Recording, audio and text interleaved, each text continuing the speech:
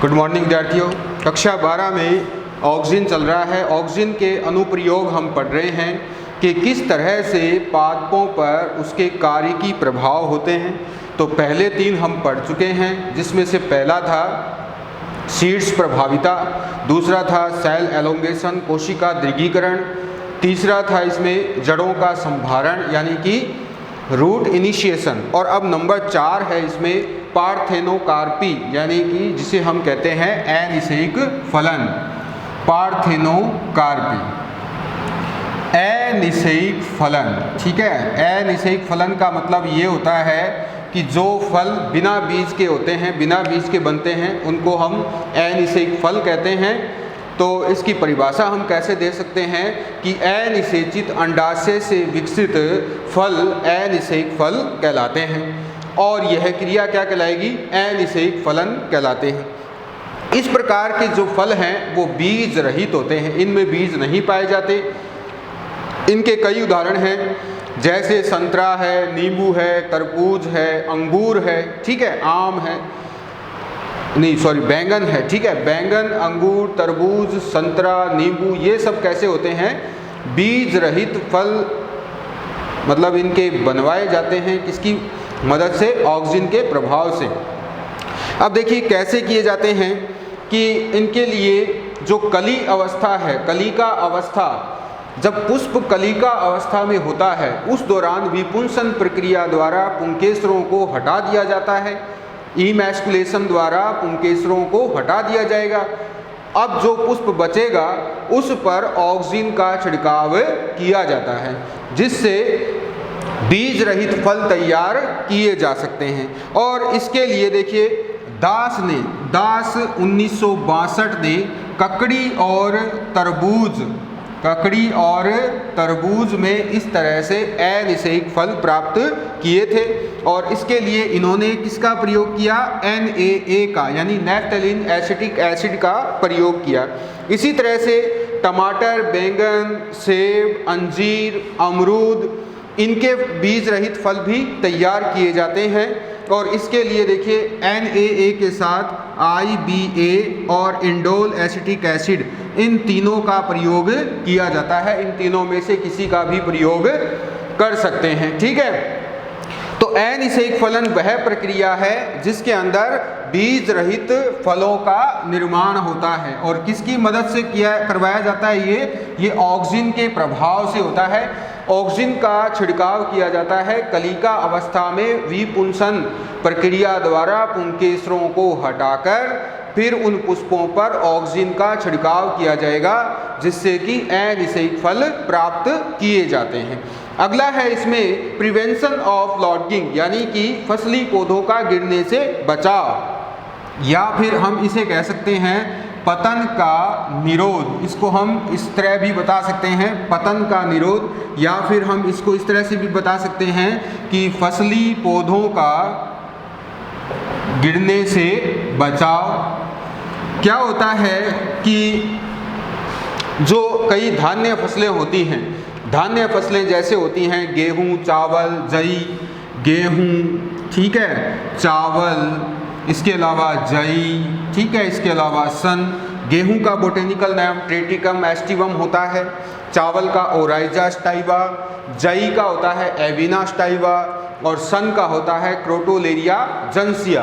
इनके आप botanical name भी आप साथ साथ याद करते जाएं, ताकि बड़ी क्लास में भी आपको समस्या का सामना नहीं करना पड़ेगा, यहीं से शुरुआत हो जाएगी याद करने की। तो ये जो धान्य फसलें हैं, इनमें क्या आ जाती है? दुर्बलता आ जाती है। और दुर्बलता आती क्यों है?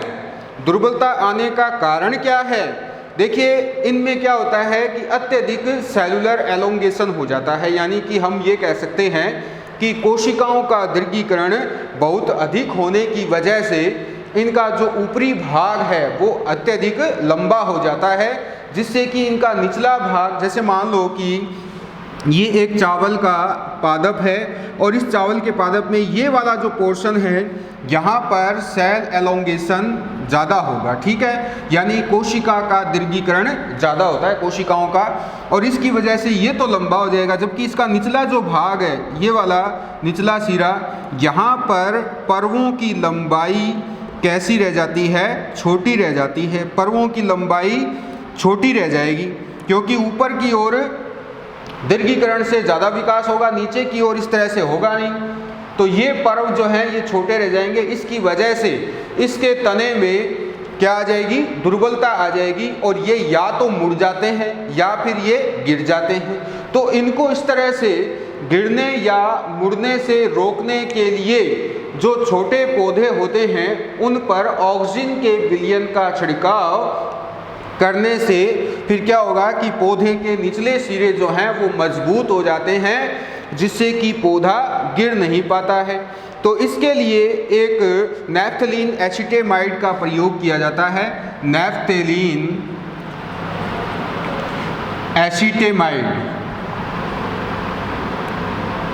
एसिटेमाइड का प्रयोग किया जाता है, जिसका जो नाम है वो नाम ही है NAAM।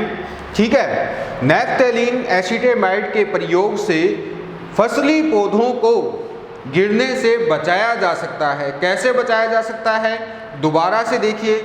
क्या होता है कि फसली पौधों में जब कोशिका दीर्घीकरण की अवस्था आती है उस दौरान इनके शीर्ष भाग में कोशिका दीर्घीकरण अत्यधिक होता है और इसकी वजह से शीर्ष जो तना है वो तो क्या है, लंबाई में बढ़ेगा, परंतु निचला सिरा या आधारीय जो भाग है वहाँ पर पर्वों की लंबाई छोटी हो जाती है, जिसकी वजह से ये पौधे आवश्यक समय से पहले या तो मुड़ जाते हैं या फिर गिर जाते हैं। और ऐसा रोकने के लिए ऑक्सीजन के विलयन का छिड़काव इन पर किया जाता है, जिससे कि आधारीय भाग में भी पर्व मजबूत हो जाते हैं और अच्छी तरह से उनकी ग्रोथ हो जाती है। तो इससे क्या होता है कि हवा में, तेज़ हवा में उनके गिरने की संभावना कम हो जाती है या फिर उनके मुड़ने की संभावना भी कम हो जाती है। आगे है इसमें अगला जो आता है वो आता है कंट्रोल ऑफ डॉर्मेंसी। अगला नंबर जो है 6 नंबर वो है control of dormancy. Control of dormancy, देखिए डॉर्मेंसी को प्रसुप्तता कहते हैं, प्रसुप्तता। ठीक है। और नियंत्रण, यानी डॉर्मेंसी का नियंत्रण किस तरह से ऑक्सीजन करता है। देखिए ऑक्सीजन जो है वो बीजों और कंदों में, कंद जो होते हैं जैसे आलू का कंद होता है, कंदों में प्रसुप्त अवस्था को बनाए रखता है। ठीक है। देखिए इसके जो हैं प्रसुप्तता से संबंधित अलग अलग इसके जो प्रभाव अब हमें देखने को मिलते हैं।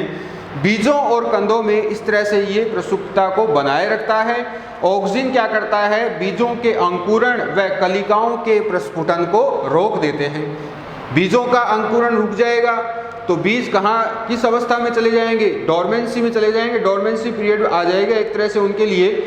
और इस तरह से ऑक्सीजन के बाहरी प्रयोग से इस तरह से बीजों और कंदों को लंबे समय तक संग्रह किया जा सकता है, उनका संग्रह किया जा सकता है। और इसके लिए NAA का प्रयोग किया जाता है, नैफ्थलीन एसिटिक एसिड का प्रयोग किया जाता है।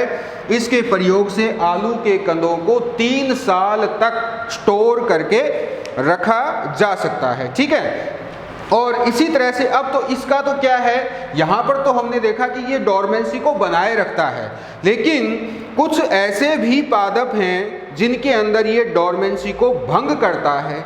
और इसी क्रम में देखिए एक वैज्ञानिक था जिसका नाम है कोलेडनी।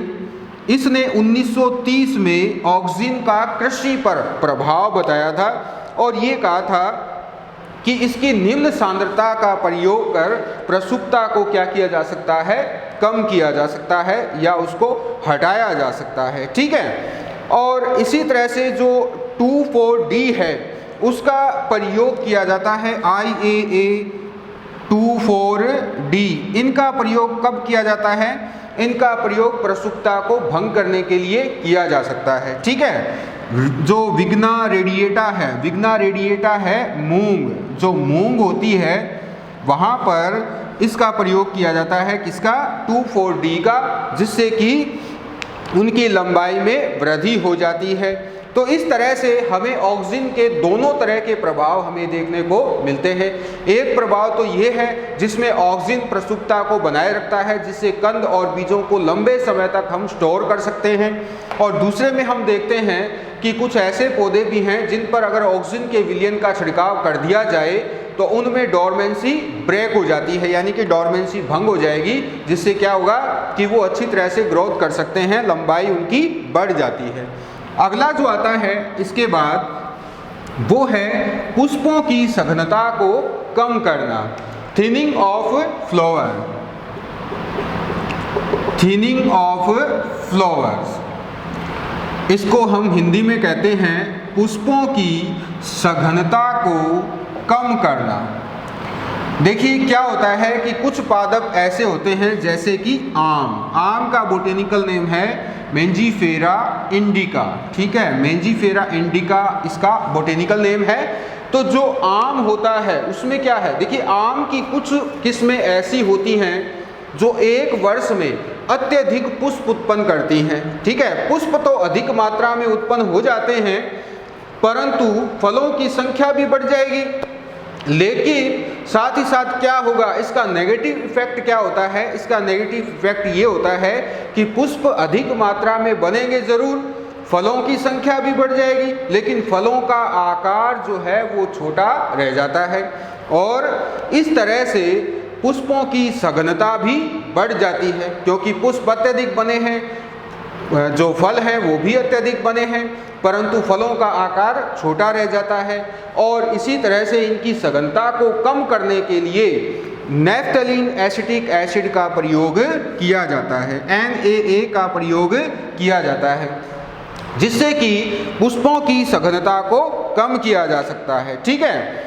देखिए इसमें दोनों तरह के प्रभाव होते हैं, जैसे एक वर्ष में पुष्पों की संख्या बढ़ी है और जो फलों का आकार है वो छोटा रहा है, परंतु अगले ही वर्ष में क्या होता है कि पुष्प जो है वो कम संख्या में बनेंगे, अगले ही साल पुष्प कम संख्या में बनते हैं, यानी एक वर्ष में तो अत्यधिक बने और अगले ही वर्ष कम संख्या में बने।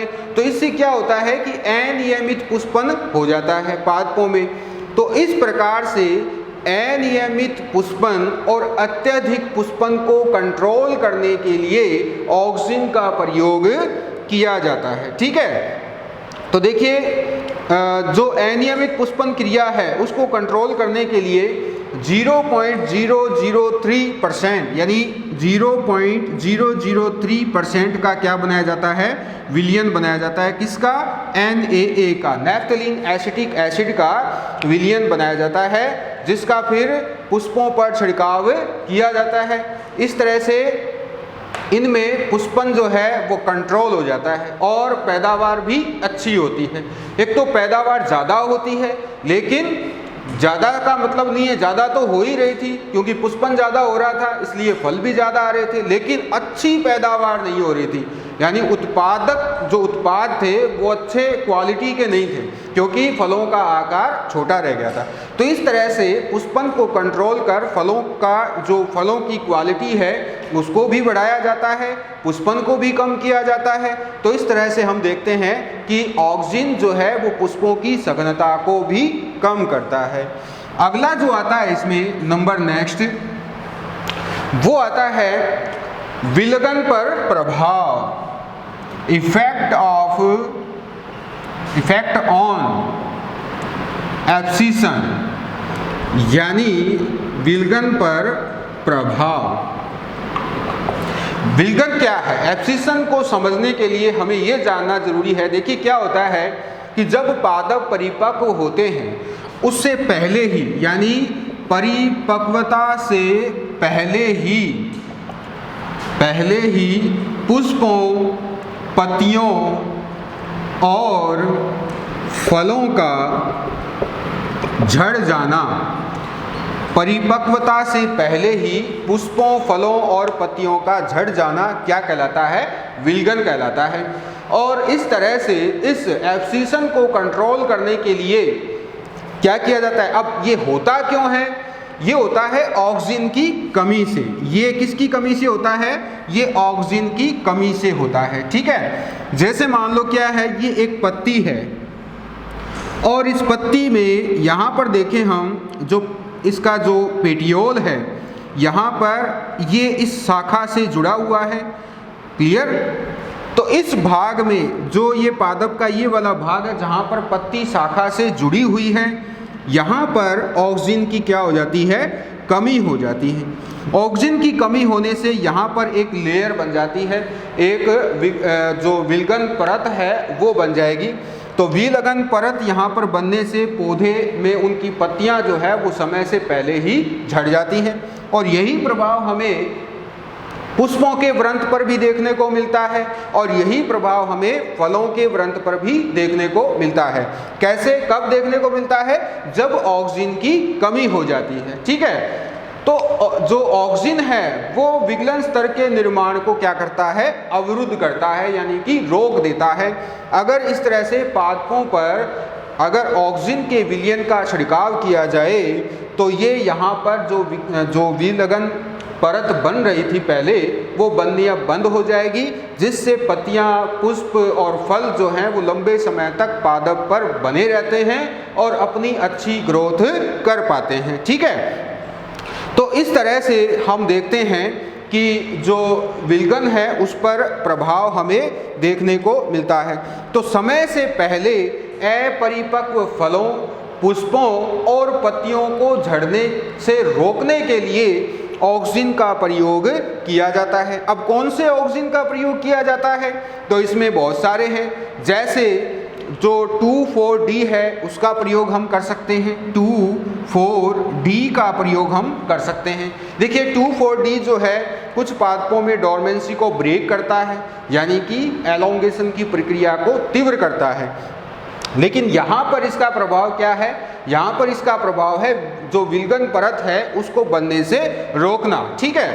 तो 2,4-D का प्रयोग हम कर सकते हैं और इसी तरह से 2,4,5-T का प्रयोग भी हम इसमें कर सकते हैं, ठीक है। इनका जो फुल फॉर्म है उसकी क्या होगी?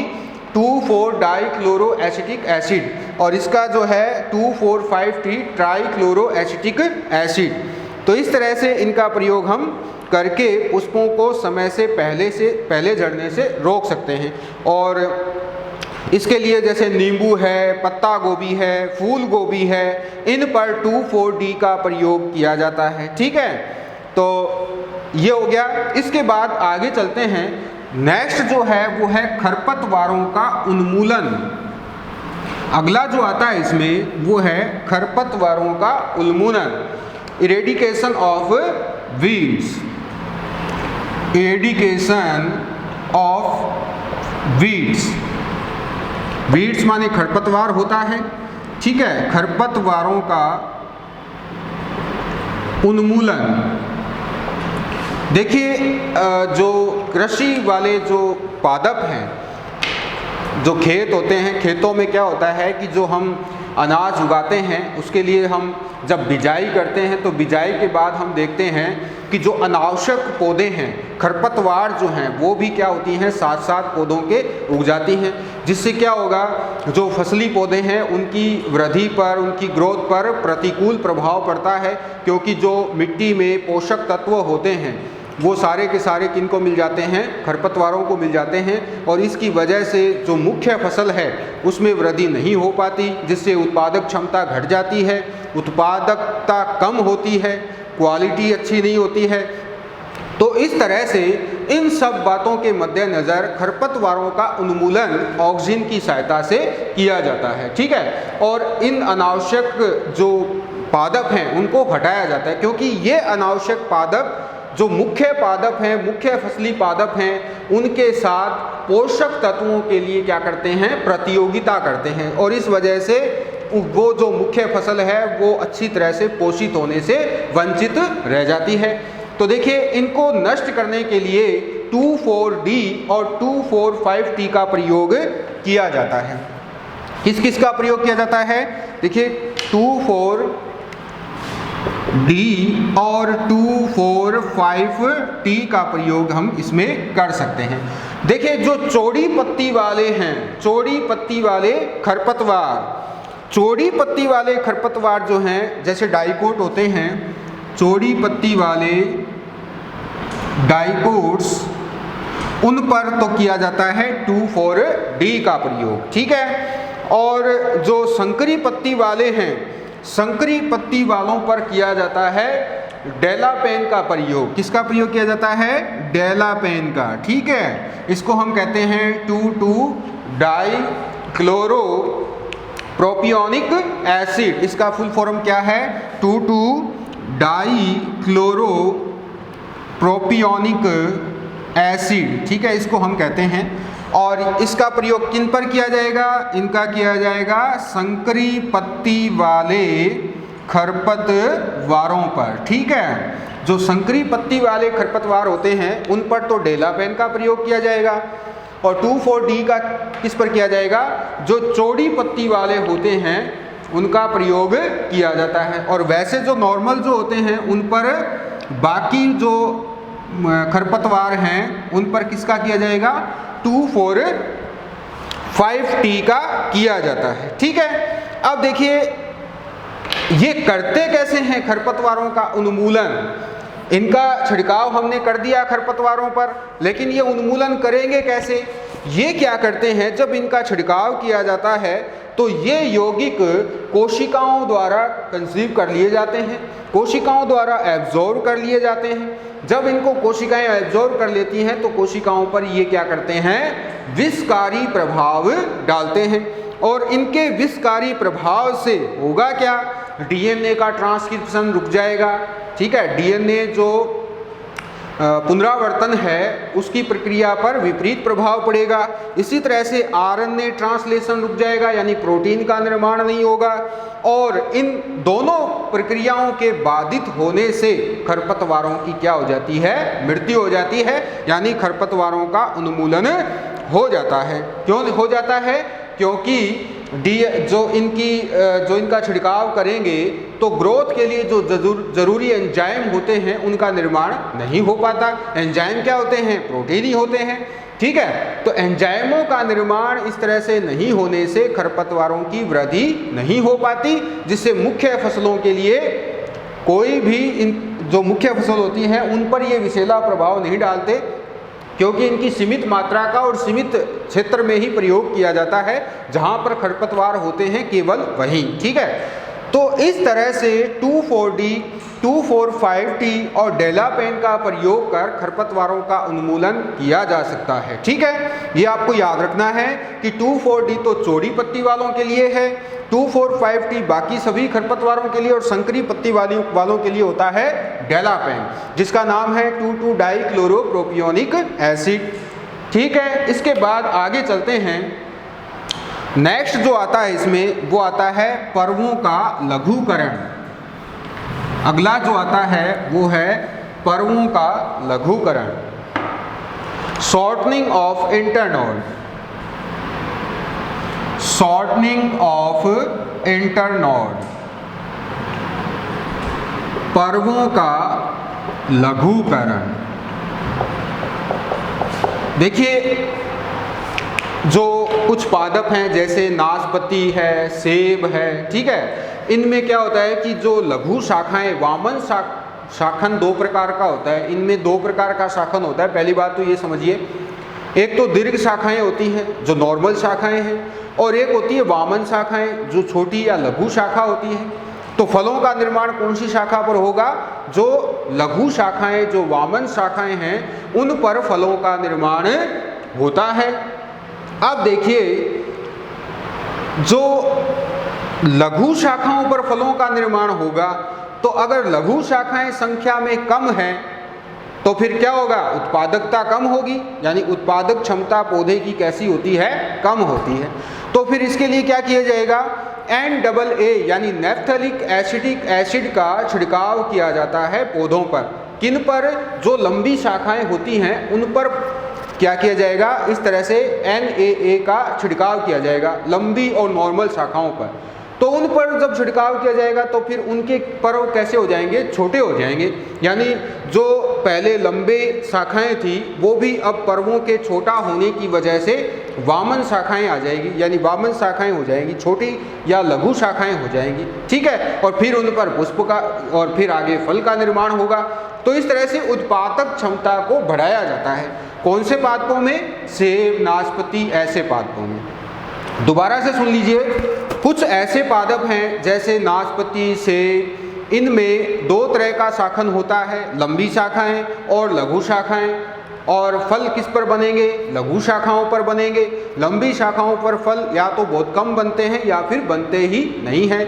तो फिर ऑक्सिन जैसे NAA नैप्थलीन एसिटिक एसिड का प्रयोग कर कौन सी शाखाओं पर प्रयोग करेंगे? लंबी शाखाओं पर प्रयोग कर उन शाखाओं को छोटा या वामन किया जाता है और उत्पादक क्षमता को बढ़ाया जाता है। तो इस तरह से पर्वों का लघुकरण किया जाता है। अगला जो आता है इसमें वो है उत्तक संवर्धन, टिश्यू कल्चर। अगला जो प्रभाव है ऑक्सिन का कार्यकी प्रभाव वो है टिश्यू कल्चर, उत्तक संवर्धन। देखिए, उत्तक संवर्धन के लिए जो तकनीक है उत्तक संवर्धन तकनीक, इसके द्वारा उत्तक व अंगों का कृत्रिम संवर्धन व्यापक रूप से किया जाता है। जैसे ऑक्सिन जो है वो मूल निर्माण और कैलस विभेदन, मूल का निर्माण, रूट इनिशिएशन, जो शुरुआत में मैंने जड़ों का संभारण आपको बताया था, तो रूट इनिशिएशन कृत्रिम रूप से और साथ ही साथ कैलस का निर्माण और कैलस का विभेदन करने में मुख्य भूमिका निभाते हैं, ठीक है। यानी उत्तक और अंगों का कृत्रिम संवर्धन किया जा सकता है। जैसे एक वैज्ञानिक है जिसका नाम है माहेश्वरी, इसने 1957 में जो अफीम है, अफीम का जो पादप है उसके बीजांड से IAA की मदद से कृत्रिम संवर्धन से बीज निर्माण किया था। अफीम में बीजांड से IAA यानी इंडोल एसिटिक एसिड का प्रयोग कर किसका निर्माण किया था? बीज का निर्माण किया था। कृत्रिम संवर्धन पर बीज निर्माण किया था, ठीक है। तो अब आप देख सकते हैं कि ये टिश्यू कल्चर में भी महत्वपूर्ण भूमिका निभाते हैं। अगला जो आता है इसमें वो आता है फ्लावरिंग। देखिए, वैसे तो पुष्पीकरण का निरोधन करते हैं कौन? ऑक्सिन। जैसे हमने पुष्पों की सघनता कम करने वाला जो आपको बताया था, लेकिन कुछ पादप ऐसे भी हैं जिनके अंदर ये पुष्पीकरण को प्रेरित करते हैं। वैसे तो पुष्पीकरण का क्या करते हैं? निरोध करते हैं, ठीक है। लेकिन कुछ ऐसे हैं पादप जैसे तंबाकू है, तंबाकू निकोटियाना टेबेकम, ऐसे पादपों में ये क्या करेंगे? पुष्पों को या पुष्पीकरण को प्रेरित करते हैं। इसी तरह से गेहूं में स्पाइकलेट और दानों की संख्या में वृद्धि भी करवाई गई है। किसके प्रयोग से? ऑक्सिन के प्रयोग से। लीची और एनानास में भी पुष्पन क्रिया को ऑक्सिन के प्रभाव से बढ़ाया जा सकता है, ठीक है। तो ऑक्सिन का हम पढ़ रहे हैं कार्यकी प्रभाव। इसमें अगला है जो फ्लोरिंग है, उसके बाद आता है फलों का मीठापन बढ़ाना।